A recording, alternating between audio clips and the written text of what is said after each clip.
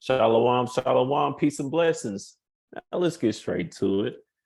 So today's lesson is called the Christianity Agenda, Spiritual Wickedness in High Places. And first, let me say this is not an attack on the Holy Scriptures at all. It's not an attack on the Most High or God of the Bible, the Scriptures, or anything, of that extent. It's not an attack. It's actually opposite. So that we can understand that when the Bible speaks about what the world calls Christianity today, or when the Bible speaks on the word Christian and what the world calls today Christianity, those are two completely separate things.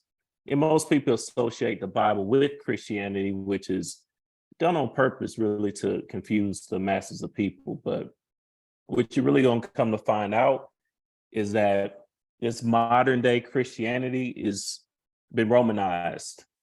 Okay. It's been compromised forever, okay, by the Roman Catholic Church, which means it's really Babylonian, which is therefore it's Luciferian, whether believe or understand that.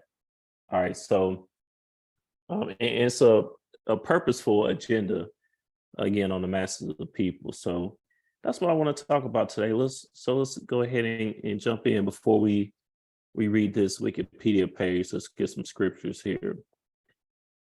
Let's get Matthew chapter 7 and verse 13, a classic. Baba Kasha. The book of Matthew chapter 7 and verse 13.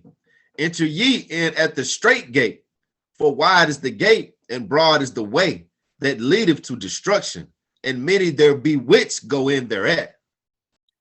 So enter ye in at the straight gate. All right.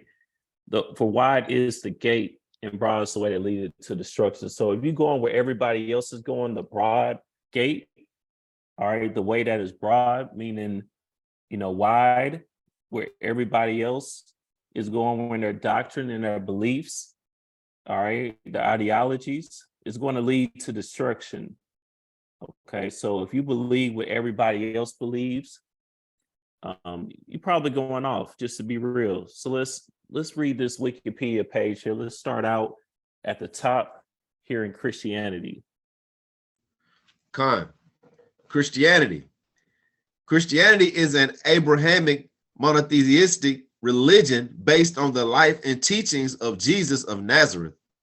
It is the world's largest and most widespread religion, with roughly 2.38 billion followers, representing 1/3 of the global population. So that sounds wide to me. 2.38 billion followers, representing 1/3 of the global population. You can't get too much wider than that. I've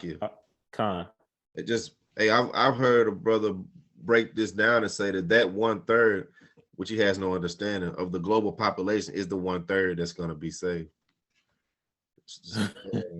Seriously. Oh, that's very interesting. But no, so that's anti-Bible. That belief in that statement, that's anti-Bible. That's anti-pure doctrine, and that's anti-Christ. Okay, because Yahweh Shah told us here that the broad way, or 2.38 billion adherents, is the path to destruction.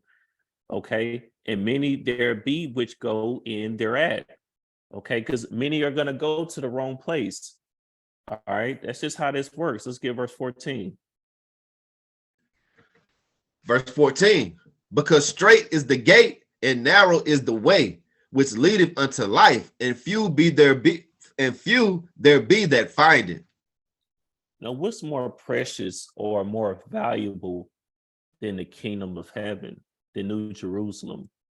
There's nothing more valuable than that. So obviously, to obtain the kingdom is going to be difficult. It's going to be reserved only for a few. So why do we think that this so-called Christianity, which has all these adherents in this loose ideology where you can pretty much do anything to be classified as a Christian, because out of these 2.3 2.38 billion followers. I mean, this varies greatly in, their belief systems and the things they do and don't do. Why do you think that that's going to get you the kingdom? Again, that's anti-Christ, because Christ himself said that that's not the case. Okay, that's not how you obtain the kingdom. Let's get 2nd Esdras chapter 8, and let's get 1 through 3. This is the book of 2nd Esdras, chapter 8 and verse 1. And he answered me, saying, the Most High have made this world for many, but the world to come for few. I will tell thee a similitude, Ezra, as when thou askest the earth, it shall say unto thee, that it giveth much mold whereof earthen vessels are made, but little dust and gold cometh of. Even so is the curse of this present world. Okay. There be many created, but few shall be saved. You said that there's many created, but few shall be saved. Hold on. I thought this is the 1/3 that's going to make it in the kingdom. No, that's anti-Bible. There be many created, but few shall be saved. Okay, because nothing of value is going to be available to everyone, to the general public. Now, we know even within this only refers to the Israelites, but not even going there at this time, because even if you didn't know that, you have to understand that this doesn't make sense. Okay, and this is not what the scriptures tell us. We're going to make the kingdom just everybody that can classify themselves as a Christian, that waited to the end of church and said that Jesus Christ is their Lord and Savior, all that nonsense, and now you're a Christian. That doesn't make any sense. That's not how it works. But really, the point of this lesson, though, is to show you the foundations of Christianity and how it was compromised. And if you follow that religion known as Christianity, you have been compromised, and you're following a Roman pagan ideology. That's the point here. We can kind of talk about modern Christianity another time, but let's get Luke chapter 12 and verse 51. This is the book of Luke, chapter 12 and verse 51. Suppose ye that I am come to give peace on earth? I tell you, nay, but rather division.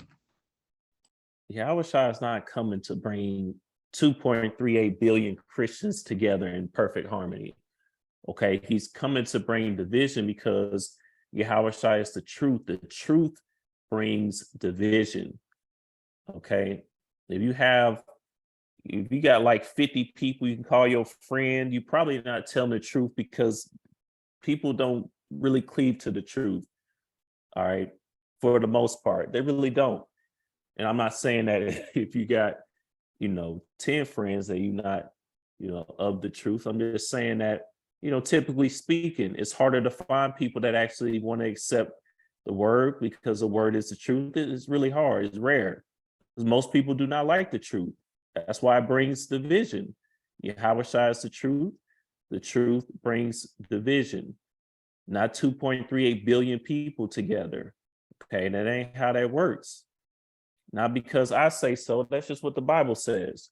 Now that we got that foundation out the way, one of the most important things to understand about this topic of Christianity is that there's a huge difference between the quote unquote early Christianity that they say here and what we call today as Christianity. Two completely different things. Well, first, let me say there's no such thing as Christianity as a religion.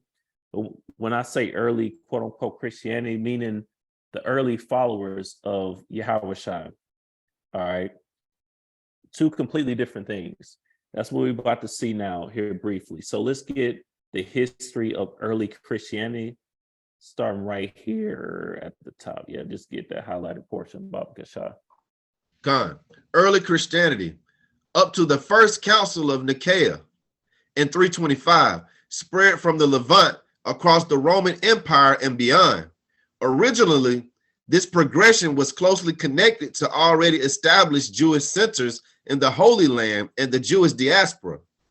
The first followers of Christianity were Jews or proselytes. commonly referred to as Jewish Christians and God-fearers. So this last sentence is really important to understand. It says the first followers of Christianity were Jews or proselytes. So what they're saying here is that the first followers of Christ, not Christianity, because this Christianity is not found in the Bible not once. Okay. Yahushua, or who the world calls Jesus Christ, he did not tell anyone to become an adherent to Christianity. That's not in the Bible at all. You know, people just believe that. They go up that blindly. But anyway, the point is, the first followers of Christ were Israelites, okay, or proselytes, meaning the northern kingdom that were converts into the faith. They were all Israelites, and that's it. Okay, that's it. But now today, anybody can claim to be a Christian or claim to be an adherent to Christianity, no matter what your lineage or your heritage is. And it never worked like that in the beginning. So that's already one huge discrepancy that we're seeing. You understand? And you know, even on this page, they acknowledge that. Let's see. Well, not really as much, but they do say here, the Greek noun ecclesiastia literally means assembly, gathering, or congregation. It's translated as church in most modern, most English translations of New Testament. That just means the word church that you see in the New Testament was not referring to a building. It's referring to an assembly, a gathering, or a congregation, but a congregation of Israelites. That's who the church is. The church is a gathering, an assembly, or congregation of the Most High's chosen people, and that's it. So again, we're already seeing a huge difference between what we call today Christianity and what the Bible calls, you know, Christians or followers of Christ, because that's what Christian really is supposed to mean, a follower of Christ. But now today it's taken on a new definition where now it really means an adherent to Christianity. Two completely different things. It may sound the same, but I promise it's completely different. Let's get Acts chapter 1 and verse 11. This is book of Acts, chapter 1 and verse 11, which also said, ye men of Galilee, why stand ye gazing up into heaven? This same Yahushua, which is taken up from you in heaven, shall so come in like manner as ye have seen him go into heaven. So we fast forward here to the book of Acts chapter 1, where Yahushua is now going back into heaven. Now, this is where you start seeing the first followers of Christ, or the Christians, biblically Christians, not today's Christians, where you just said that you are you believe in your Lord and Savior Jesus Christ, and you haven't opened a Bible up since last Easter, and the last time you opened up your Bible before that was last Easter. I'm not talking about that. I'm talking about biblically the followers of Christ. This is where this started for the most part. I mean, of course, while he was still here on earth as well, but that's normally what this is referring to after Yahushua sent it back. Now let's get verse 15. Verse 15. And in those days, Peter stood up in the midst of the disciples and said, the number of names together were about 120. Oh, 120 seems a lot less than 2.38 billion adherents. Of course, we know it's more people in the world today, but still, it wasn't a lot of followers of Yahushua, okay? Because even within our own people, we still had, you know, those of the Southern Kingdom that were mad hating. They didn't want to accept Yahushua. We know how that went down. And then we had the Northern Kingdom that were, you know, just getting acclimated to the word. So it wasn't that many followers of Yahushua, okay? Let's get Acts chapter 11 and verse 26. The book of Acts chapter 11 and verse 26. And when he had found him, he brought him unto Antioch. And it came to pass that a whole year they assembled themselves with the church and taught much people. And the disciples were called Christians first in Antioch. Okay, the disciples were called Christians. So again, I need you to make the separation. When you read a word in the Bible, it doesn't mean that that word that you're reading in English means the exact same thing today as it did in the time that this was written. So when you read the word Christians here, you're not, the scribe here was not referring to today's modern Christian or modern Christianity. Really, the word Christian here, they were being mocked. The disciples were being mocked. Anybody that was following Yahushua was being mocked by being called a Christian, a follower of Christ. Okay, it was seen as more of a derogatory term. Oh, there goes those Christians, those followers of Christ. Okay, that's where that word came from.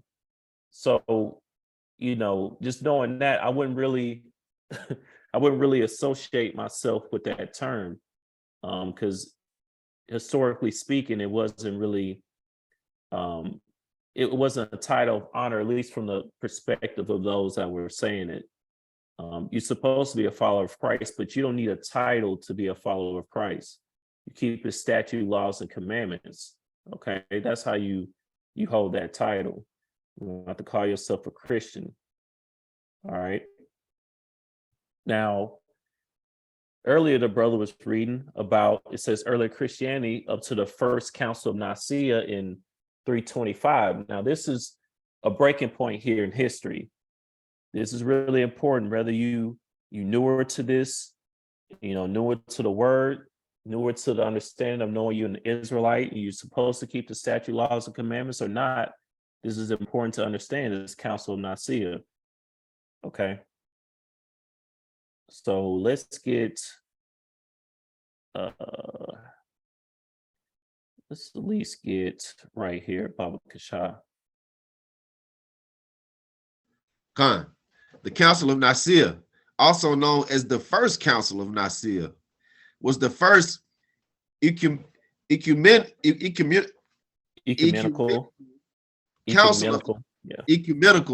council of the Christian Church. This council was convened in 325 AD, was assembled by the Roman Emperor Constantine. Okay, so this is where things changed for good. Okay, notice it says pagan Emperor Constantine used Christianity to unify church and state. So what happened here is you had this council of men where you had Constantine, and he met with other elect men, and they discussed, it says, theological issues, particular teachers of Arius and Arianism. They discussed many different things. Okay, but we're about to get to the point here. Let's get the highlighted portion here, Baba Kasha. Khan. In 324 AD, Constantine became the sole ruler of the Roman Empire. Although not a Christian himself at the time, he was only baptized on his deathbed in 337 AD. He allowed Christians through the Edict of Milan in 313 AD to practice their faith without being oppressed. As the ruler of the Roman Empire, Constantine hoped that Christianity could be used to unify his subjects. AK, this was a political move, just like you see different political moves being done today. So Constantine, which he actually was a so-called black man, by the way, but anyways, Constantine, which was a pagan, he was an emperor. He was making a political move to unify Rome. And he had this meeting called a Council of Nicaea, where again, they discussed different issues of the faith. But this is where you saw Easter, all different types of doctrines being brought about in the church. All right. And so-called Christianity was pretty much developed here at this point. So the modern day of Christianity was pretty much created here in a Council of Nicaea. And that's why if you look here, that's why they make this distinction here. See how it says history of early Christianity? Why would you have to separate early Christianity with modern Christianity or any type of divisions within Christianity if it's been all the same since the beginning? And that's why it says early Christianity up to the Council of Nicaea in 325, because even they know after 325 and 325 AD, that's just literally the year 325, like we're in 2022. But they know that after the first Council of Nicaea that, this doctrine changed forever. So, and what did change? It became pagan. Okay, up to that point. Before then, of course, you probably had some of the brothers and sisters going off adding some paganism onto the word. But now at this point, it was changed for good. It's changed forever. Okay. So everybody that's an adherent to Christianity today, they're part of this, this change in the Council of Nicaea to early followers of Christ and what they believed in. All right. And another thing here, the reason why they did it is because it says to practice their faith without being oppressed. So you literally had followers of Christ being killed. We read about that in the scriptures. All right. You see how Paul was going through it. All right. You see Stephen being stoned to death. All the apostles were killed. Okay. And he was really just trying to when I say Constantine was really just trying to unify Rome together, but it was a political move. It had nothing to do with the scriptures because he was a pagan. All right, let's get John chapter 16 and verse 2. It's the book of John, chapter 16 and verse 2. They shall put you out of the synagogues. Yea, the time cometh that whosoever killeth you will think that he doeth the Most High service. So this is double fold. This was talking about at that time, and this is coming back on earth. Okay, this is definitely coming back on earth. You can read about that, in 2nd Esdras, the 16th chapter, Revelation, the 20th chapter.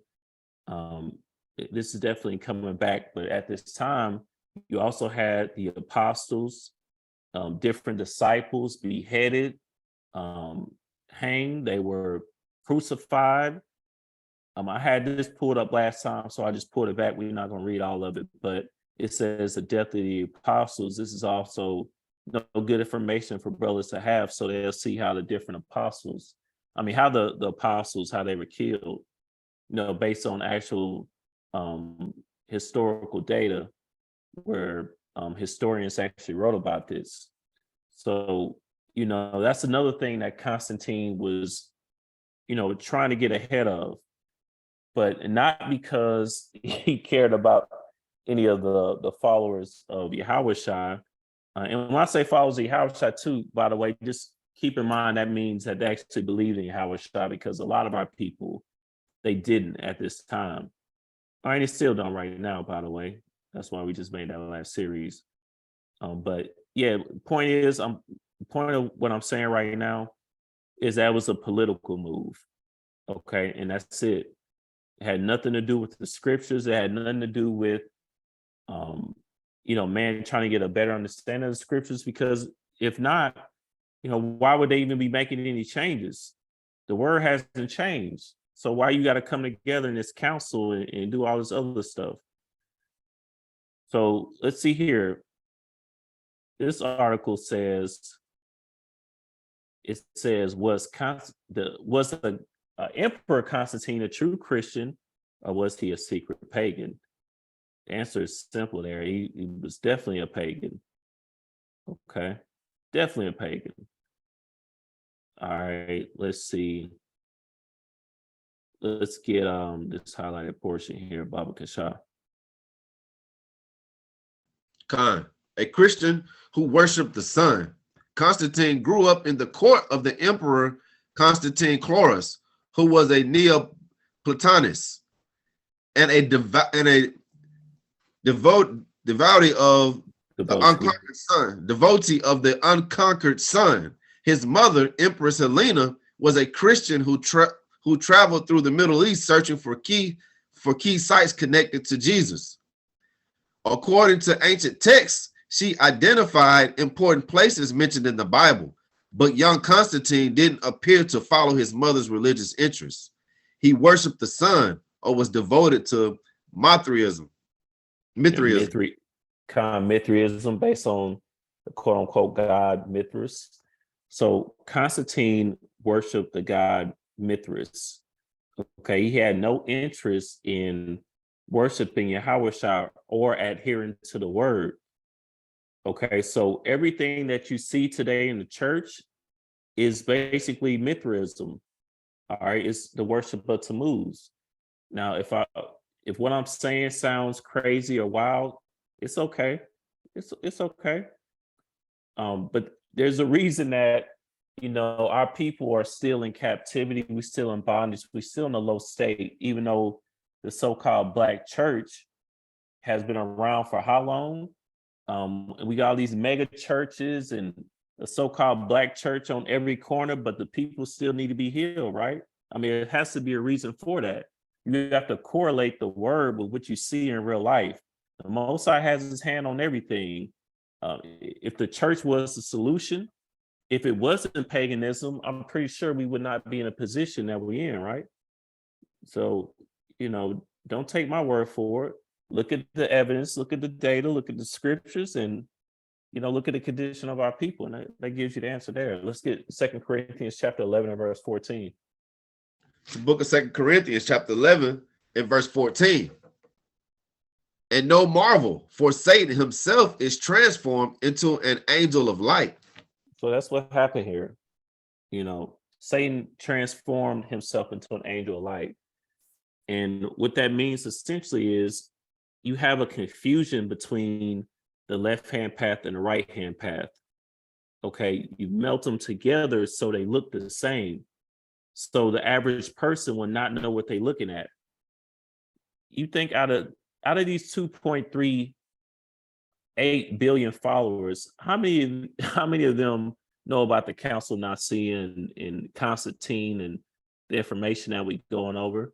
They don't, because they kind of just go off of what they see, what they believe to be true, for whatever reason. Some people don't research because they just don't know they're supposed to research. Some people understand there's more there and they don't want to deal with it. And then some people have done the research and they still just, they don't want to deal with the truth. All right. So it is what it is on that. But that's what happened here. It was a huge change.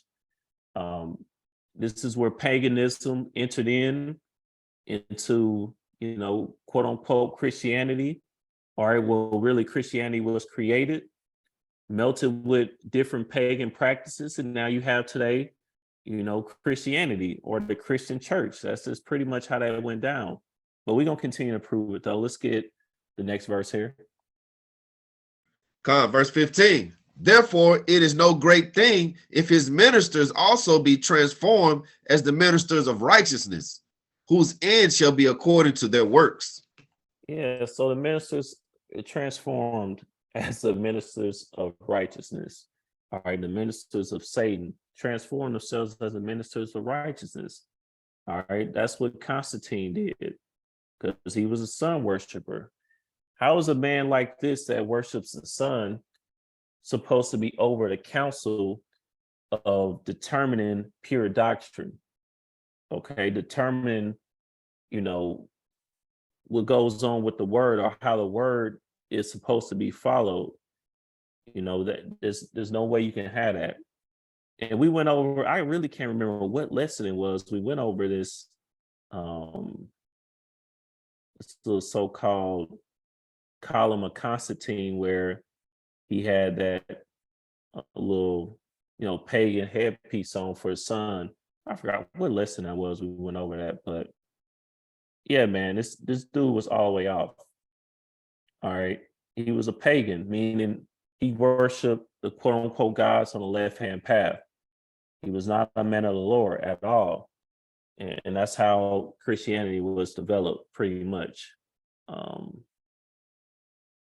And I know I'm gonna repeat myself a few times, but I know I have to because people not gonna get it unless you kind of get the repetition there. Let's get this Wikipedia page of the Council of Nicaea real quick.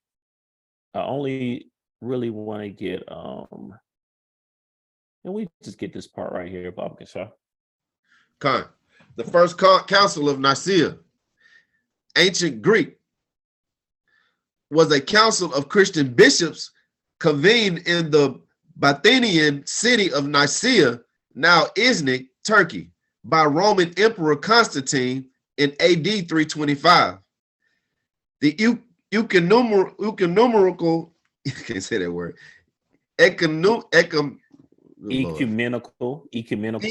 ecumenical council was the first effort to attain consensus in the church through an assembly representing all Christendom.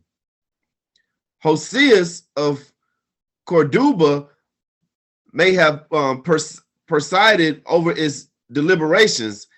Its main accomplishments were settled in the Christological issue of divine nature of God the Son and his relationship to God the Father. The construction of the first part of the Nicene Creed, mandating uniform observance of the date of Easter, and promulgation of early Canaan law. So one thing here says mandating uniform observance of the date of Easter. Wow. So it says the history of Easter here. I just pulled up one of these articles because it's getting more and more. Every year I'm starting to see more and more people understand that Easter is a pagan holiday. Every quote unquote holiday that's celebrated, especially the so-called Christmas that at the time that this is being recorded is coming up, is definitely a pagan holiday. More people are starting to understand and accept that, but really people not really doing much about it. Let's get this highlighted portion here. The holiday of Easter, much like Christmas, has roots in both Christianity and ancient pagan culture. Though it is mostly considered a religious holiday, many of our modern traditions hail from Easter's pagan roots. So this person is, pretty much admitting that Easter is pagan, has its roots in both Christianity and in ancient pagan culture. No, Christianity is ancient pagan culture. But anyway, let's see what it says here. Let's get this highlighted portion. The origin of Easter. Easter actually originated as an ancient pagan celebration of the spring equinox.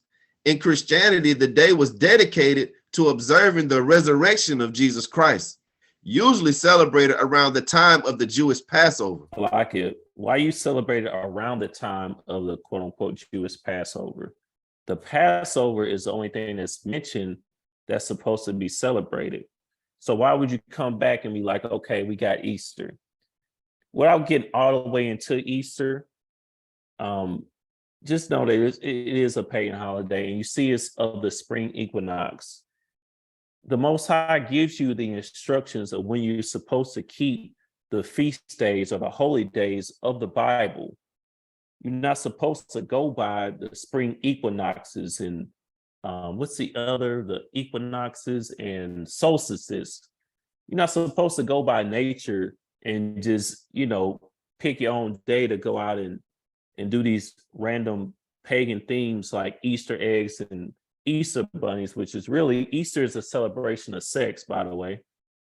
Whether you understand that, believe it or not, don't really matter. That's what the eggs represents. That's what the bunny represents, on top of some other things. You know what I found funny about this article too is that it says, like Christmas, Easter is a great occasion for decorating your home and sharing a meal with close friends and family. So whoever this person that wrote this article understands that it's pagan, but they still say it's a great occasion for decorating your home and sharing a meal. So this person here does nothing with the information that they know. And it could be because people, they don't really know the difference. They see the word pagan and they're like, okay, Christmas is pagan, but I mean, it's still a great time, or no, that means you're supposed to let it go. You're not supposed to keep something that's pagan. That's against the Bible. That's antichrist. You understand? That's antichrist. Let's get the book of Mark, chapter 7, verse 6. The book of Mark, chapter 7 and verse 6. He answered and said unto them, well, have Isaiah prophesied unto you of you hypocrites, as it is written, this people honoreth me with their lips, but their heart is far from me.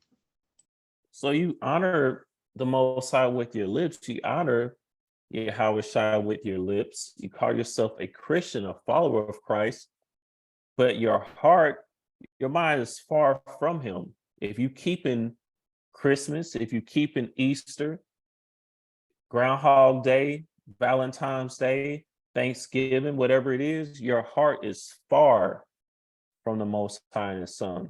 Okay, and that would make you a hypocrite. Let's get verse 7. Verse 7. Howbeit in vain do they worship me, teaching for doctrines the commandments of men. Yes, commandments of men, the commandments of Constantine. Okay, that's the doctrine that you keep in. If you keep Easter, you're keeping something that a sun worshiper kept. Okay, that's where you got that from. You know, don't take my word for it. Just look it up yourself. Let's keep going. Verse 8. Slack it. Actually, that's all we'll get on that. Well, that's the point. Yahweh was telling us not to keep the commandments of men. What does that mean? If it's not found in the Holy Bible, if it's not found in the scriptures or instructed for you to do it, you need to stay far away from it, or your mind is far away from him. That includes communion.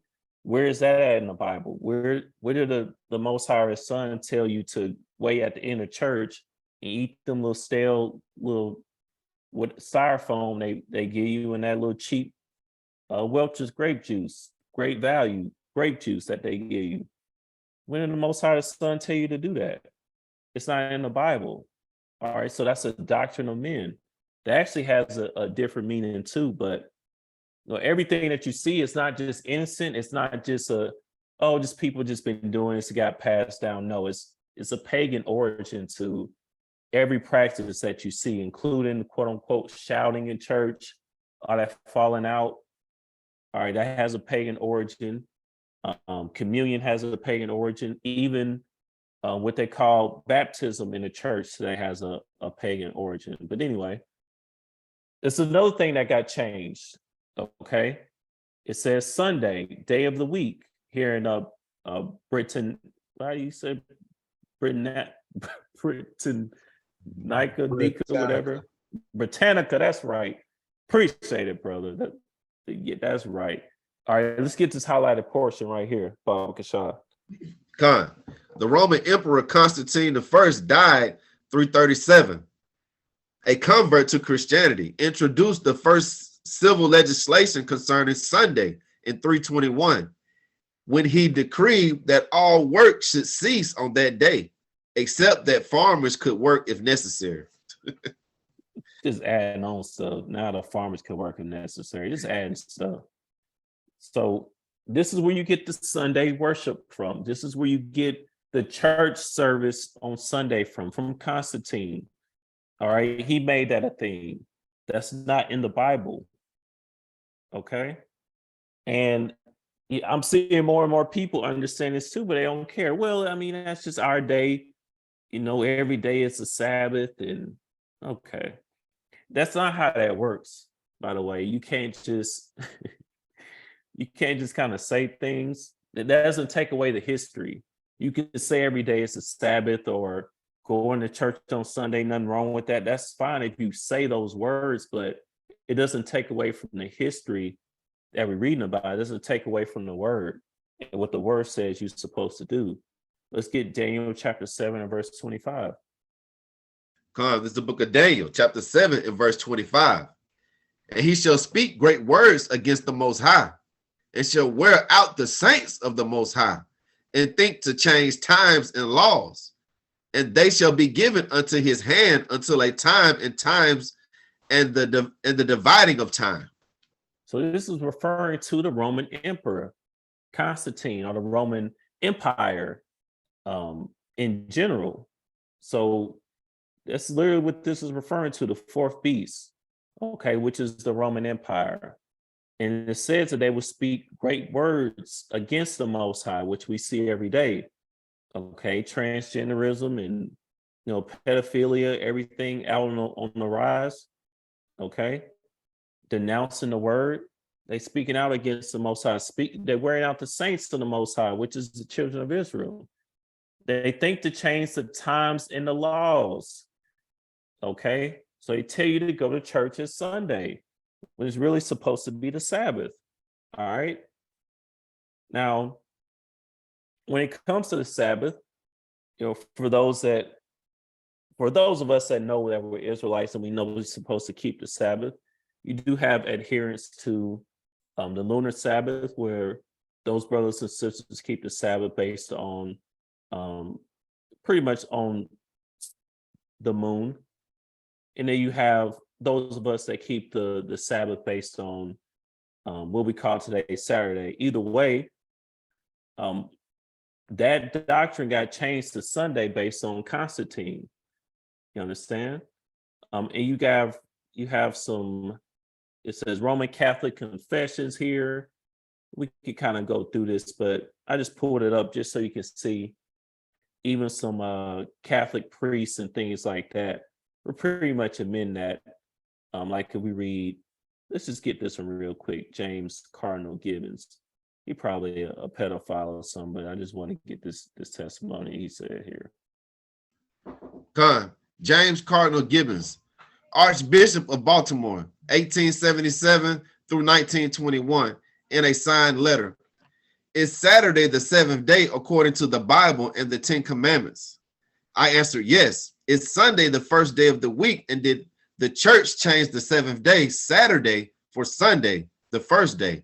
I answer yes. Did Christ change the day? I answer no. Faithfully yours, J. Card Gibbons. So Constantine changed that. It's a pagan ideology. You're not supposed to be going to church every Sunday. And the funny thing is even if the Sabbath was changed to Sunday, y'all wouldn't be doing that right either.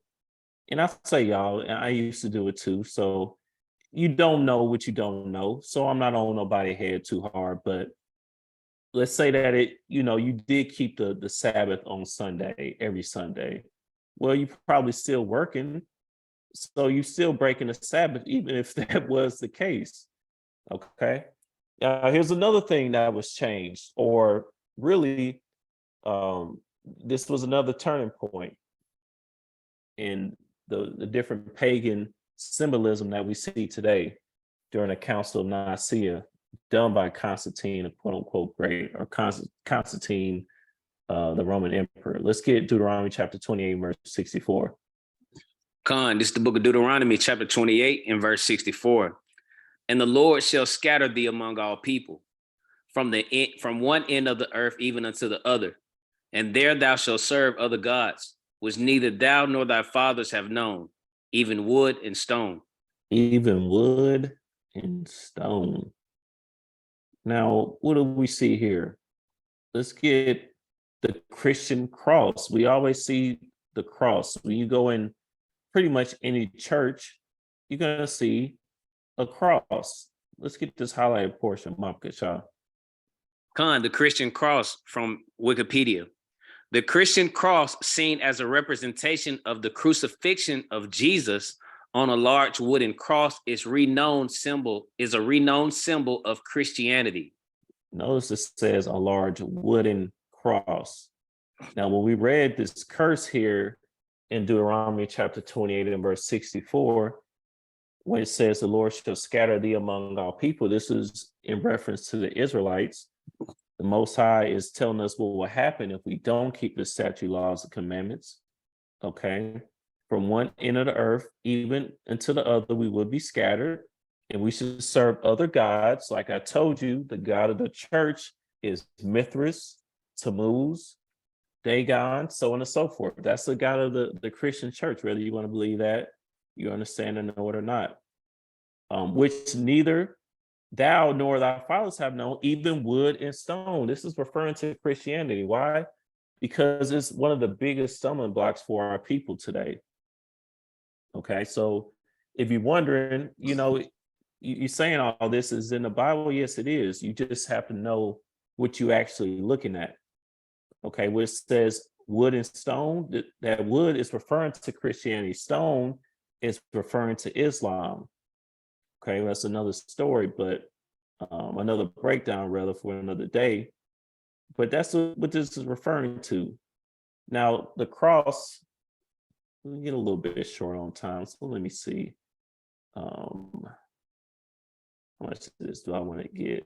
Shoot, run it up, run it. No, let's get it there.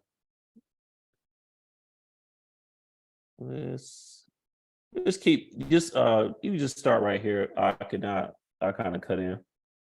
Con. This is the sign of the cross, chapter 5, section 6.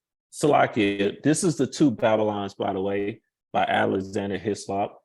I go to this source many times because it actually is a really good source for chronicling, different aspects of history, especially with the Roman Catholic Church and how they deal with the left-hand path and different gods and goddesses that have been worshipped since iniquity. All right, we can go now. Con. There is yet one more symbol of the Romish worship to be noticed, and that is the sign of the cross. In the papal system, as is well known, the sign of the cross and the image of the cross are all in all. No prayer can be said, no worship engaged in, no step almost can be taken without the frequent use of the sign of the cross. Salakia. So yeah, what he's saying is that, it's deeply rooted in Christianity now. You always see a cross. Anytime you go to a church, there's pretty much a cross somewhere in there on the pulpit, somewhere hanging up, or you got, white Jesus over there somewhere hanging up on a cross somewhere. People got cross chains, so on and so forth. So you always see crosses, associated with the Christian church or just with Christianity in general. And I already got this part highlighted here. Let's get that part that's kind of highlighted there, Baba Kashah. Con, reading on. That which is now called the Christian cross was originally no Christian emblem at all. Salaki, actually, let's start from right here, if you don't mind. Con. The same sign of the cross that Rome now worships was used in the Babylonian mysteries, was applied by paganism to the same magic purposes, was honored with the same honors. That which is now called the Christian cross was originally no Christian emblem at all, but was the mystic taught of the Chaldeans and the Egyptians, the true original form of the letter T, the initial of the name of Tammuz, which in Hebrew, radically the same as ancient Chaldee, was found on coins. So what this is saying, translation, that cross that you see is a Roman symbol of paganism, of a pagan deity known as Tammuz. Tammuz meaning to be crucified by fire. The so-called Jewish, they have in their calendar, I believe it's the month of June or July is the month of Tammuz. Let me see, I'm just kind of.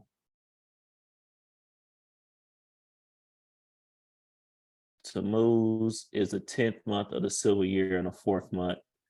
So according to the so-called Jewish, they got a month named after Tammuz. So, the more you understand like how this works, the more you see that, these cats are not the people of the book. And they sitting there happy about it too. Look, yeah, we're worshiping Tammuz. They proud of it. But anyway, point is, so that's where that T or that cross comes from, is really a T. And when you got a cross chain, or you sitting there with them crosses in the church, you in the church of Tammuz. All right, whether you believe that, understand or know it don't really matter. That's just the facts. Let's get Ezekiel chapter 8 and verse 14. This is the book of Ezekiel, chapter 8 and verse 14. Then he brought me to the door of the gate of the Lord's house, which was toward the north, and behold, there sat women weeping for Tammuz. I just wanted to show you that it's in scriptures, not to go too deep into Ezekiel chapter 8, but yeah, this deity known as Tammuz has been worshipped for many years. Okay, and they just blended that in with so-called Christianity. Well, not to blend in with Christianity, but they took this worship of Tammuz and other deities and created what's known today as Christianity. That's all that really is, and it's pretty evident. Let's get Deuteronomy chapter 29 and verse 26. This is the book of Deuteronomy, chapter 29, verse 26. For they went and served other gods and worshiped them, gods whom they knew not and whom he had not given unto them. Sometimes people will say, well, the Christian churches, this or that, we're not worshiping Tammuz, or we're not worshiping this. You don't even know anything about these pagan deities. So how can you really know if you worshiping them or not? If you don't understand that the cross is a symbol for Tammuz, it's just a T, essentially a tau, then you really don't know enough to really make that assertion, honestly. But yeah, that was the curse of our people, that we be serving other gods whom we did not know. Now, right here, we're in Western Christianity, this Wikipedia page. And over here in the West part of the world, where you have all the different denominations, that's pretty much Western Christianity. Now, what I want to go to here, matter of fact, let me just get straight to it. This is what I want to go to here. This is really interesting here. It says major branches within Christianity. Now, if you look over here, you see Lutheran, Baptist, Unitarian, Pentecostal, Methodist. This is some of the Presbyterian. This is some of the denominations that people know of today and they adhere to in Christianity. But look where it stems from. Roman Catholic Church. Everything that comes from Christianity or the different denomination, it all comes from the Catholic Church. So it's just a watered down version of a watered down version of a watered down version of paganism. Okay, that's why this can never work. And the Baptist Church, like if you're wondering which denomination is correct and all of that, the answer is none of them, because they're all founded and rooted in the Roman Catholic Church, which we see was rooted in paganism, which really we haven't even made the connection yet, but we read briefly there in the two Babylons. It really comes from Babylon. Okay, so none of these concepts are new. They've been doing it since Babylon. But the point is that all of these different denominations, they come from the Roman Catholic Church. So whether you call yourself Catholic or not, really the doctrine, if you call yourself a Christian, a doctrine that you believe in, it honestly, it just comes from the Roman Catholic Church. Okay. It's been compromised. All right. So this says the Catholic Church, also known as the Roman Catholic Church. Man, everybody know how the Romans get down. Why would you want to be associated with this? It says the largest Christian church, 1.3 baptized Catholics worldwide, yada, yada. Look, man, the Roman Catholic Church, they have nothing to do with the scriptures at all the stuff that they practice and believe in. It's just all paganism. They all just lie and act like they about the word, but they're really not. They're really not at all. Let's get this highlighted portion real quick, Baba Kasha. The Roman Catholic Church, Wikipedia. The Virgin Mary is venerated as the perpetual Virgin, Mother of God, and Queen of Heaven. She is honored in dogmas and devotions. So you tell me where that's at in the scriptures now. The Virgin Mary to be venerated as the perpetual Virgin, the Mother of God, and the Queen of Heaven. See, again, what you see is that they say things like the Virgin Mary, so you can make that association with the Bible. But what they're really doing is practicing paganism right there, hidden in plain sight.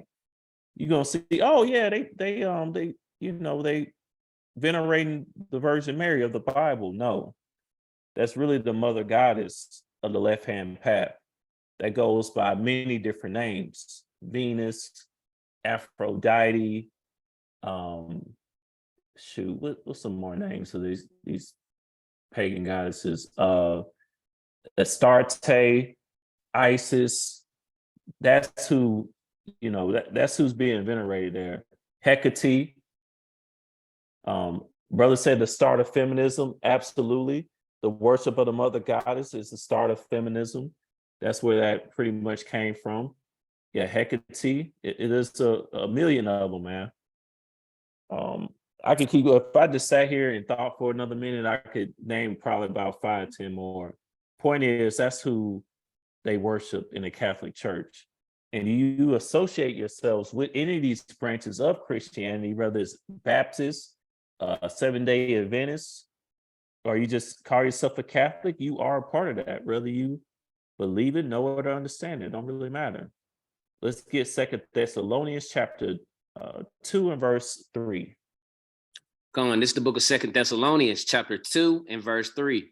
Let no man deceive you by any means, for that day shall not come, except there come a falling away first, and that man of sin be revealed, the son of perdition. Yeah, so, I won't say this is one particular man, but, if this was one particular man, you probably could associate with the Pope, because that man is beyond wicked. All the popes, not just the current Pope Francis. I believe that's the Pope right now. Brothers can correct me if it's not. I think it's Pope Francis. Whoever it is, Pope, whoever, they Pope Lucifer, because all of them are wicked. All right, let's get verse 4. Come on, verse 4. Who opposes and exalteth himself above all that is called the Most High, or that is worshiped, so that he as God sitteth in the temple of God, showing himself that he is God. Showing himself that he is God. Did you know that you have this papal infallibility? Papal infallibility is a dogma of the Catholic Church, which states that in virtue of the promise of Jesus to Peter, the Pope, when he speaks ex cathedra, is preserved from the possibility of error on doctrine. What this means essentially is they're trying to tell you that whatever the Pope say, go. And they say right here does not mean that the Pope cannot sin or otherwise err in most situations. And why does this thing exist? Again, what they're trying to tell you is that the Pope has the authority of the Most High. It can't be wrong. All right. So all popes have this papal infallibility, at least in their eyes. Okay. They see themselves as the Most High. Okay. But again, the Pope and the Catholic Church is wicked beyond all measure. And we're about to get there really quickly. For the sake of time, you can just see this great sacrifice of the Philistines, of Dagon, their God. Matter of fact, I'm not going to rush through it. Let's just get Judges chapter 16 and verse 23, Baba Kasha. It's the book of Judges, chapter 16, verse 23. Then the lords of the Philistines gathered them together for to offer a great sacrifice unto Dagon, their God, and to rejoice, for they said, our God hath delivered Samson, our enemy, into our hand. Okay. So what it says here is that the Philistines, they offered a great sacrifice unto Dagon, their God. Now, if you look at any of the popes, they always end up wearing this headpiece right here that has like a little gap in. And why is that? It's because that headpiece is the same headpiece that the Philistines used to wear, or the priests of Dagon used to wear. So that's what he's telling you right there. That thing in his hand is called a lightus. I believe Liit. No, is it Liitus? A lightus. That comes from Babylon. So, everything about what these people do, it's all rooted in paganism. All right. Okay. Yeah. Everything they do is rooted in paganism, man, especially the Pope. Matter of fact, I want to go ahead and get this right now. I pulled this at least twice before, but I mean, it can't be pulled enough because people need to understand this information is out there. Let's get this highlighted portion, Bob Gashah. Khan. Here is some information taken from the website of the International Tribunal for the Crimes of Church and State, with headquarters in Brussels, concerning the investigation of the processes on the human sacrifices made against authorities of the church and the state. The investigation began with the awareness of the disappearance of about 50,000 Indian children and more than 80 Canadian schools where they have hidden the remains of the children buried in more than 32 mass graves. Since 2011, more than 60 people have testified before the International Court of Justice of the Common Law, which is the judicial arm of the court for the ITCCS. From the documents provided by the online ITCCS, we mentioned some facts that gives an idea of the vastness of this satanic organization that operates not only in Canada, but also in many other nations. 5 judges and 27 members of the jury from 6 countries, including the USA, have taken to account the evidence of the disappearance of more than 50,000 children from Canada, the US, Argentina, Europe, as suspected victims of the international cult that sacrifices children, which bears the name of the Ninth Circle. Okay, so it pretty much speaks for itself. Every pope, if you read the rest of this document, it's been proven, this is not a conspiracy theory. As you see, this was actually a part of a hearing headquartered there in Brussels. This is a real hearing. This is actual, more than 60 people testifying. Is not, just something that exists on the internet that's not in real life. But the Catholic Church has been proven to be associated with more than 50,000 missing children. Okay. They take these children that are in like foster homes or any children that they know or have a belief that their parents aren't going to be around, or pretty much that they don't have anybody watching them. They'll take those children and pretty much disappear them and have satanic rituals with them. All type of pedophilia, murder, rape, all types of things. All these things have been proven. Okay. And all the popes, they have to drink, and sorry if this upsets anybody, but it has been proven that all the popes have to drink the blood of children as well. If you keep reading this document, this all have been proven in court. And you don't have to take my word for it. Just look it up yourself. Just look it up. So, why would you want to be a part of something like this?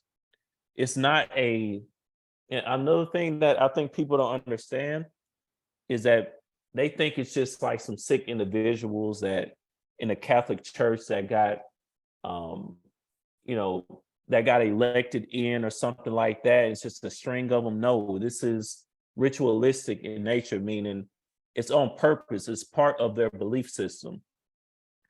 So if you keep the Sabbath, you have certain rites of the Sabbath that you don't do on the Sabbath day. That's the same thing that they do just on the left-hand path. So they purposefully go get children and sacrifice them to their gods. It's all ritualistic. So when you hear all this stuff about the Catholic Church, it's all being done on purpose. And again, just if you go through this, it's pretty upsetting, to be honest, because we understand this is real life. This is actual evidence, and this was presented in a court. You see 5 judges, 27 members of the jury. And this has evidence and credence to us. It's pretty upsetting because this could have been some so-called Black children as well. So we really have to take care of our seed, man. This is it's sad, it's pathetic, and it's wicked, man. It's wicked. And here's another case here. It says Pennsylvania grand jury reports on clergy sexual abuse. In August 2018, 6 out of 8 Catholic dioceses in Pennsylvania were included in a grand jury report detailing the sexual abuse of over 1,000 children over the course of 70 years by more than 300 predator priests. 300 predator priests? Now, come on now. 300? This is not a mistake. It's not something that they're doing. They just getting random people that's happen to be pedophiles. They're doing it on purpose because that's how you have to get down in the Catholic Church. Okay. And just to know that and understand that your Baptist church comes from the Catholic Church, you should want to disavow yourself with this. Am I saying that in every church that they sacrifice their children at? No, I'm not. Obviously, that's not the case, but that's your foundation. That's where your church comes from. Okay.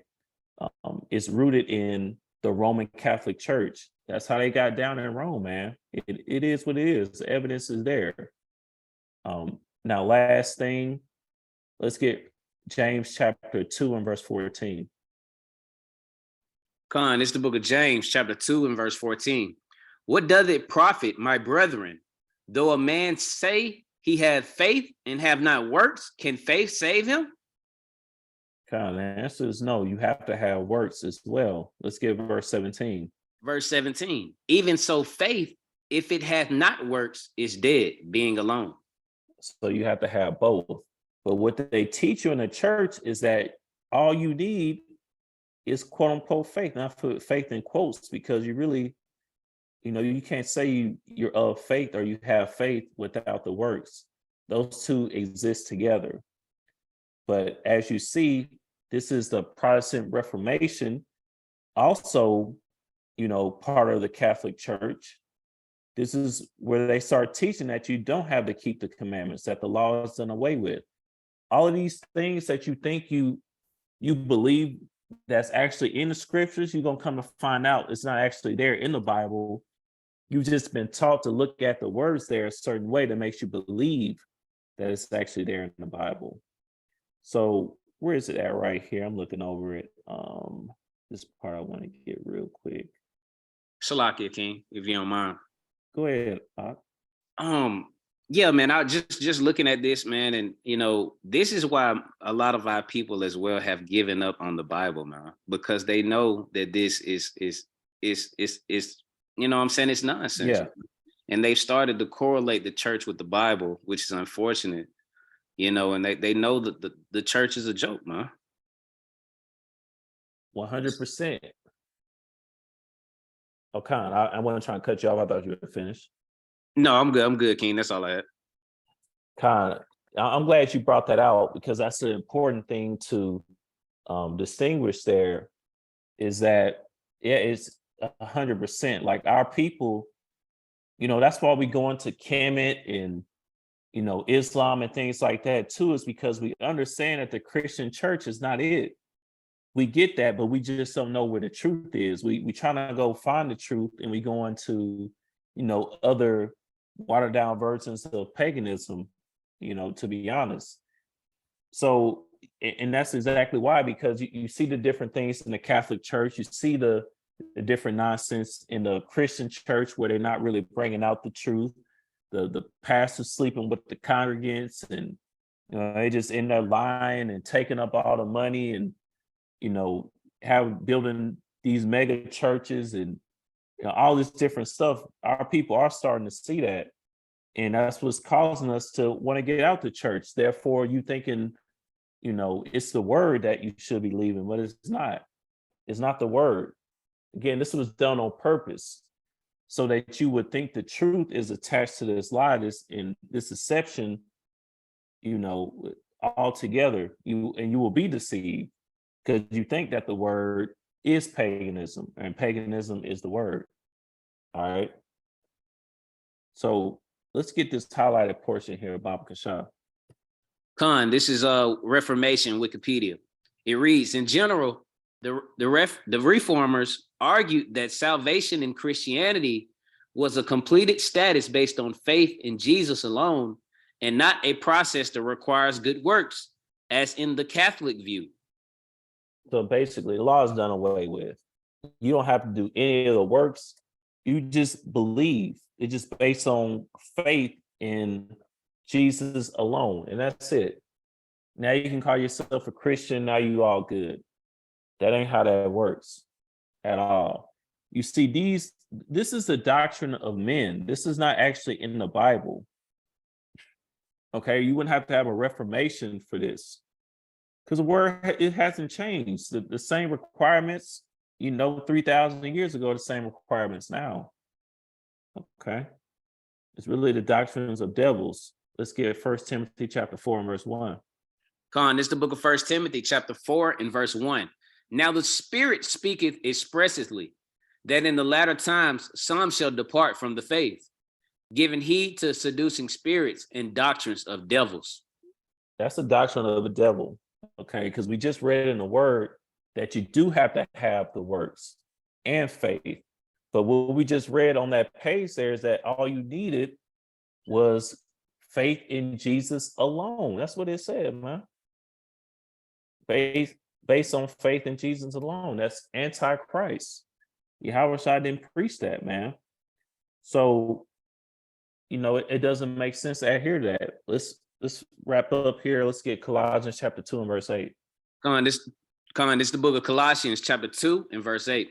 Beware, lest any man spoil you through philosophy and vain deceit, after the tradition of men, after the rudiments of the world, and not after Hamashiach. Yeah, not after Hamashiach, not after Christ. That's what the Christian church is. It's not after Christ. It's after Mithras. It's after Tammuz. It's after Dagon. Okay. And the different, who else, man? Whoever these mugs are, whoever, all the different pagan deities, okay? That's what you're worshiping. That's what you're a part of in Christianity, okay? I don't care if it quote unquote feels right. I don't care if it, if you like your church and all that, you like the people in there, that's all fine and dandy. But at the end of the day, you got to do what the Most High and His Son said according to the word. Okay. Not through the traditions of men.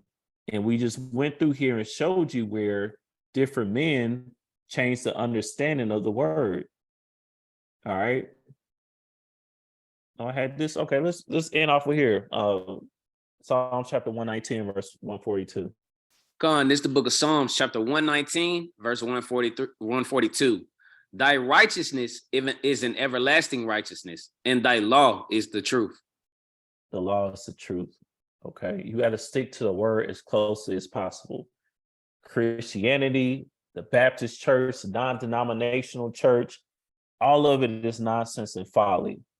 Okay, it's rooted in paganism. All right, but this is being done on purpose so that you will fall for the deception. So if you want to get away from that, just stop going to church, man. I promise you're gonna be all right. All right, me personally, I didn't get any type of understanding on the word until I left church. I read a lot more, prayed a lot more, fasted a lot more, and got a whole different outlook on life just by going through the word myself and, congregating with brothers as well. But You don't need the church, man. The truth is not in there because the law ain't in there. I mean, the truth ain't in there. Okay, so flee it, man. Don't be a part of the Christianity agenda and a part of that cult. And with that, I bid y'all a mighty shalom.